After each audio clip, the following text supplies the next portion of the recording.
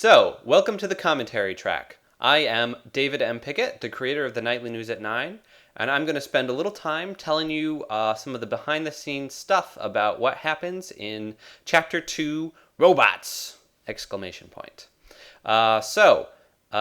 You've probably seen Chapter 1, New Beginnings, and maybe watch the commentary track there too if you're listening to this. So I won't go into lots of details about background of the Nightly News at 9, but suffice it to say that I came up with the idea for the Nightly News at 9 in 2006 and have been slowly making it ever since.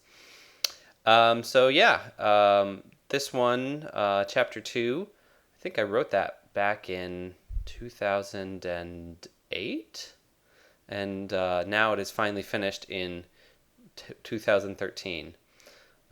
We've got Phil and Sherry talking with Robert on the screen here. Not much to say about Phil and Sherry, except notice how bumpy and shaky this section is here. If you watch very carefully throughout, you'll notice that my animation quality improves significantly from this first part, the Pinchbot invasion, to the last part, Orange versus Green War.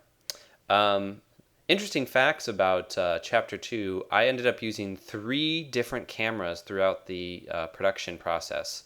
So this first section was done on my old digital camera without any software to help out. The 2 second and third parts, which are Orange Beats Binary and Robophilia versus Grabor, were done with a web camera.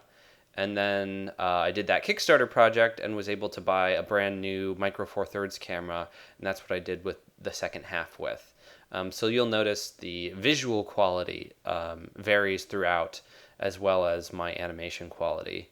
This first thing we're watching here, I did all animating blind, as they call it, as in not using any animation software.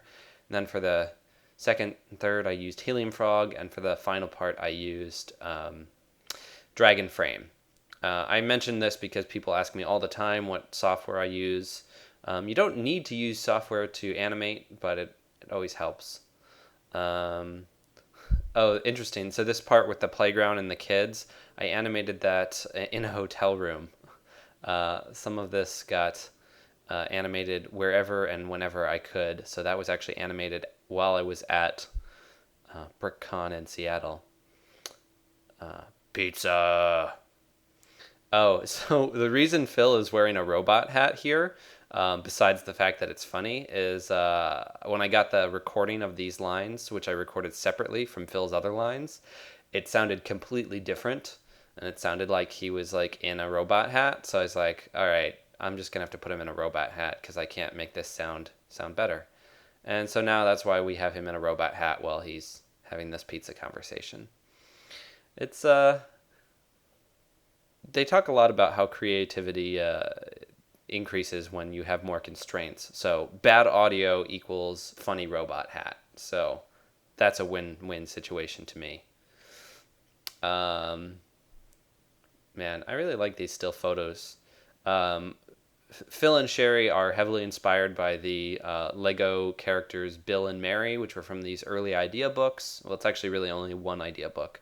They did in like the 70s or early 80s that I had when I was growing up as a kid, and it was just a lot of still images that were very evocative of these big Lego worlds. So I try to do that when they have their slideshows.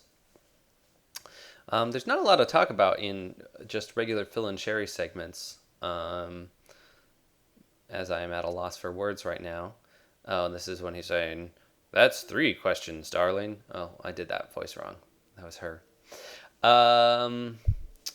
What else can I talk about? Robophilia. I'm very excited to be talking about Robophilia. Robophilia is a lot of fun.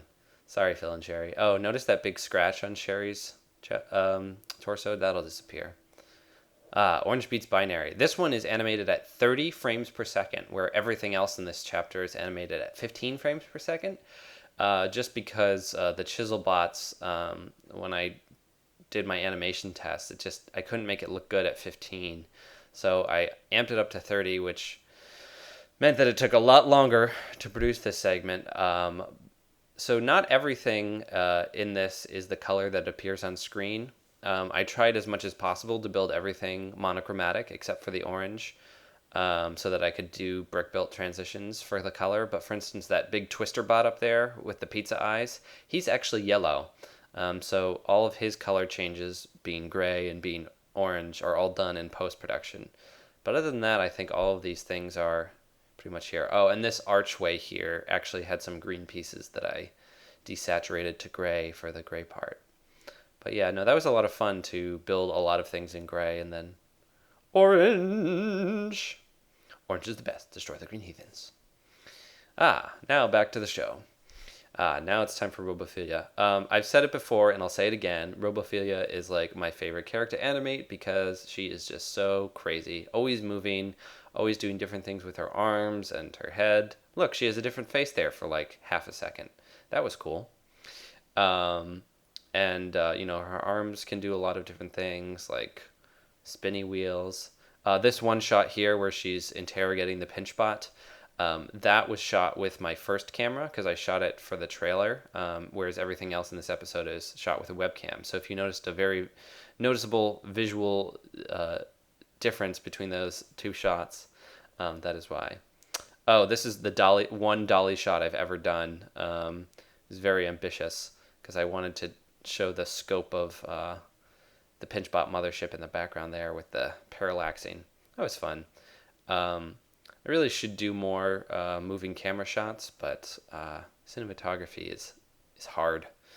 There's obviously a lot of masking going on in these shots with Robophilia flying and jumping. Though some of these, because she's in front of a wall, I was able to just have her stick off the wall rather than having to really mask her. But this obviously is a big homage to Mega Man boss fights, with the door opening and closing and the hallway right before it. Grabor was a lot of fun to animate. I really like doing all these crazy things with his eyes right now, so I have all my different 2x2 tiles, round tiles that I'm switching in and switching out. Nut, washer, bolt. Nut, washer, bolt is my version of rock, paper, scissors for robots. So that's what they're playing right there to determine who should speak first. I love how he pulls out the little pinch bots to attack her. What else? Little trophy there. That was fun. Oh, the bug eyes. The bug eyes were a lot of fun. Was that Tex Avery, who would always do that wolf. I'm not very good with my animation history, but I'm trying to think what I used to watch in Cartoon Network that inspired me for these different things. If you pay close attention, you'll see this red question mark appear later in the episode. Cue mystery music. This fight with Robophilia and Grabor is pure insanity. I had no idea what they were going to do when I started animating this. I had, that 30 seconds of the two of them making random fight noises that I had the two voice actors do. And then I just sort of said, okay, they're making a sound. What would they be doing that would make them make that sound? So this was a fun scene to do, but very exhausting. I think that scene alone took like 6 hours to do that 30 seconds. I think I have a behind the scenes video in this DVD that actually tells exactly how long it took. So don't trust what I just said. Back to Phil. Sports. Oh, Steve Flatwise. I really like how stupid Phil is. Well, he's not stupid. He's just very forgetful, and so makes things up, trying to pretend like he remembers things. But Hostage Hoedown? It's one of my favorite jokes in this. Is that the leg shark? All right, what's up next? Oh, now we're going to go to the Robots commercial. So this is where I started using my new camera. Thank you to everyone who helped fund my Kickstarter project in order to get the new camera and software. Robots took an insane amount of time to do. There's so many characters moving on screen. This is one of the few places where I actually had other people help me animate. So if you look at the credits, you'll see all the people who helped animate with this. So basically, I was doing the lady up in front, while 4 different people did all the robots in the background for the most of this early part. And also, I built all of these sets to run one into another in this one continuous shot. Kind of crazy in retrospect. I didn't have people helping me throughout the entire process. It took several months to animate this commercial, and I had to leave the camera in place basically the whole time. That was the benefit of having a Lego studio, and also the benefit of having software so that I could sync it up every time I had to turn the camera on and off. What else would be interesting to know about robots? These robots, which I've sold little kits of at Lego conventions, aren't actually the best put together for animating. They fall apart in interesting ways, so oftentimes we were reattaching arms and legs again and again throughout this process. Oh, and here's some Bionicle things. I'm wondering how many people actually noticed that Skullbot dies in this video here. There's only 3 robots at the end, but there were 4 before. What happened to the other one? Watch, it happens in one corner. The Green Militia, we want you. Ooh, now we're going to go to the end of sports. This shot with the soccer ball turning and the light is supposed to look like, those shots of Earth from space where the sun is coming up. And so, but I was using a really tight focus on that, and the focus kept shifting, or I kept shifting the soccer ball out of focus, which is why it sort of isn't quite the shot I was hoping it would be. But still fun. Oh, this shot with the space ball, caveman fighting a spaceship. I had to do like 4 levels of masking on that. It was crazy. Okay, dragons betting on a basketball game. This may be the best thing I've ever done in my entire life. How ridiculous is that? Dragons betting on a basketball game. Robert Villain. Well, here we finally get to see his sports desk, though he's going to be changing it very soon. Spoiler alert, if you haven't watched this. Though why would you be listening to the director's commentary without having watched the video first? I don't know. In this episode, the end of sports, is the first time that I decided that I was going to pull people's arms out of their sockets so that they could gesture in different ways. So if you look closely at his shoulder joints at different points, you might see little putty holding things in place. Oh, this was a really fun montage. I'm a big fan of silly montages, as you may have noticed. Oh, see, notice how the race car guy is pulling his arm sideways, which is not a thing Lego minifigures can do normally.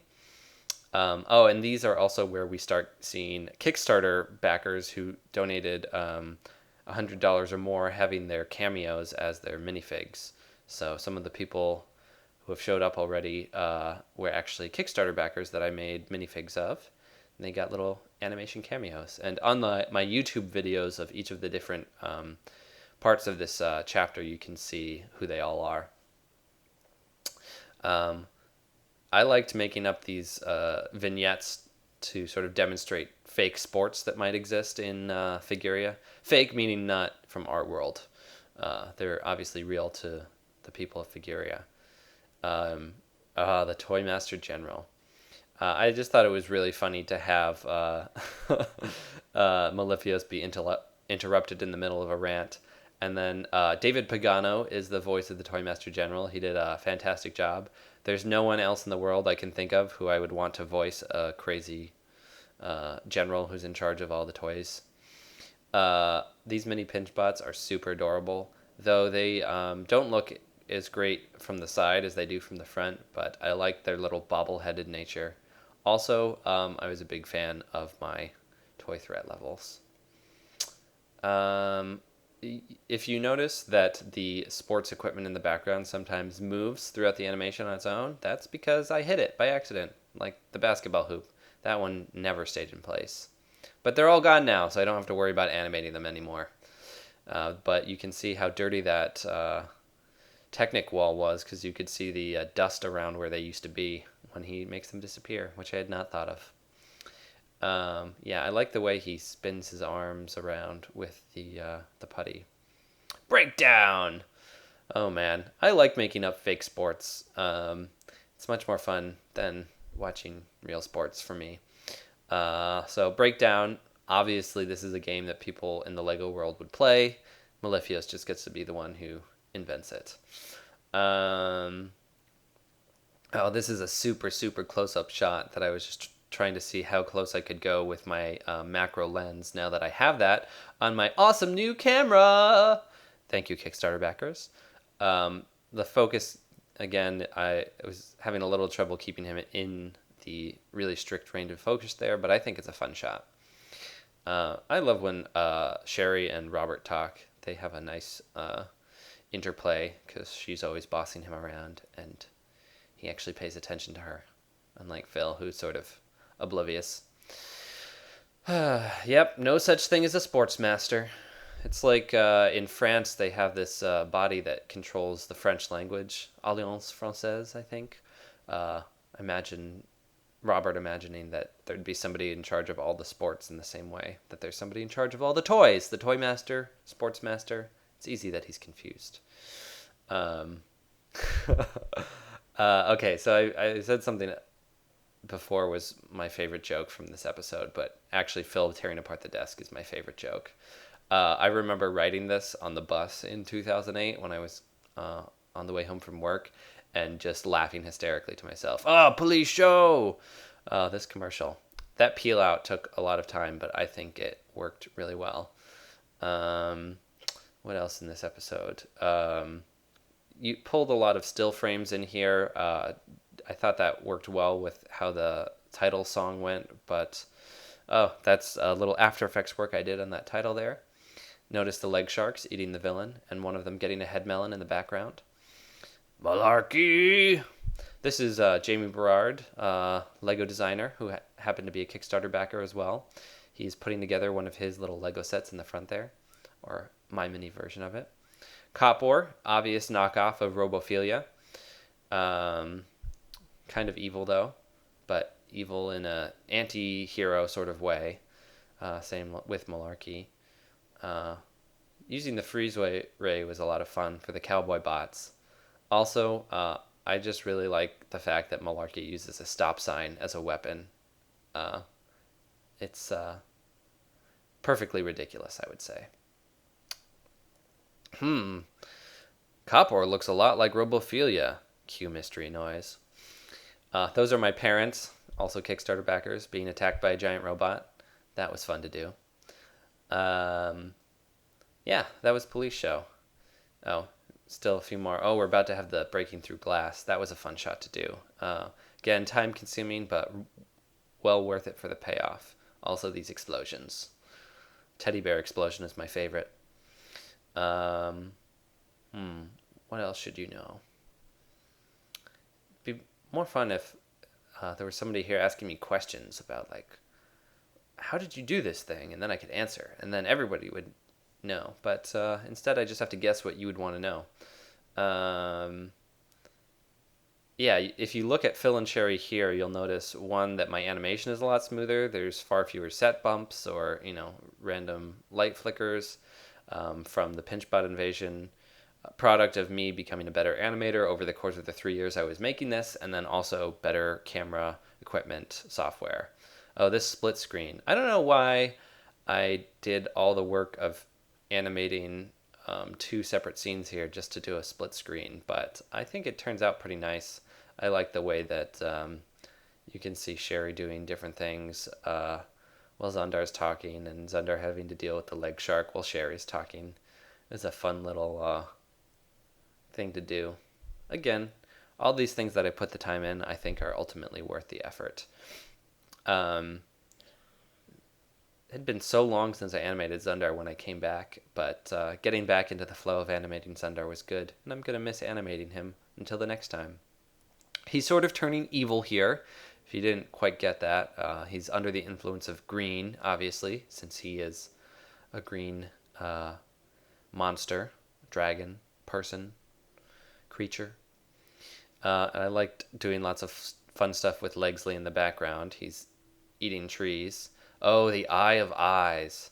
So time consuming to animate. Basically, the way I animate the Eye of Eyes is I have an Excel spreadsheet that shows all the little boxes that equal her eyes, and I color in what every single frame is going to be ahead of time for her, so that I basically plan out every single frame of the animation exactly as it's going to be on my computer ahead of time, and then when it's time to animate her, I just have to rebuild every single frame of her to match the Excel thing. And unfortunately, I don't have enough of those eyepieces to build them all ahead of time and then just swap them in and out. So it's a lot of take a picture, take 10 minutes to rebuild her eyes, take another picture, take 5 to 10 minutes to rebuild her eyes. So yeah, that's why she is not in this episode much at all. And then also because, of course, I had to do crazy things like morphing and shifting. More Kickstarter backer mini cameos here. I like that their pants start fighting one another. More Kickstarter backers. I had to rewrite this part of the episode to really include the rest of the cameos I needed to fill it out. But I think it works within the context of the episode. It's also how I fit the Eye of Eyes in. She was originally not going to be on screen till chapter 3, just sort of be in the background. Oh, I hit the palm tree. I really like the way he skids to a stop there. And also the dinosaur noise. Oh, Eye of Eyes. Look, it's Zundar on the Eye of Eyes. The Eye of Eyes is a really cool character idea.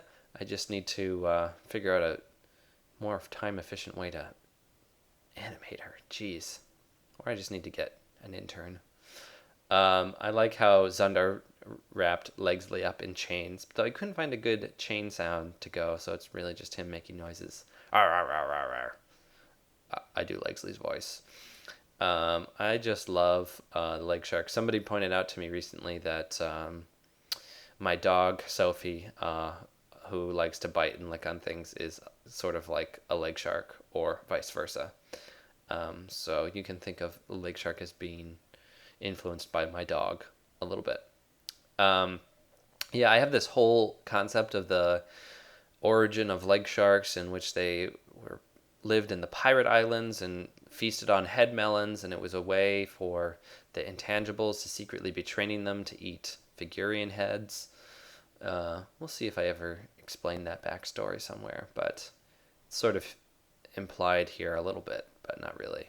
I don't know why Zundar froze Legsley for a second there, but I decided to do it in the midst of animation.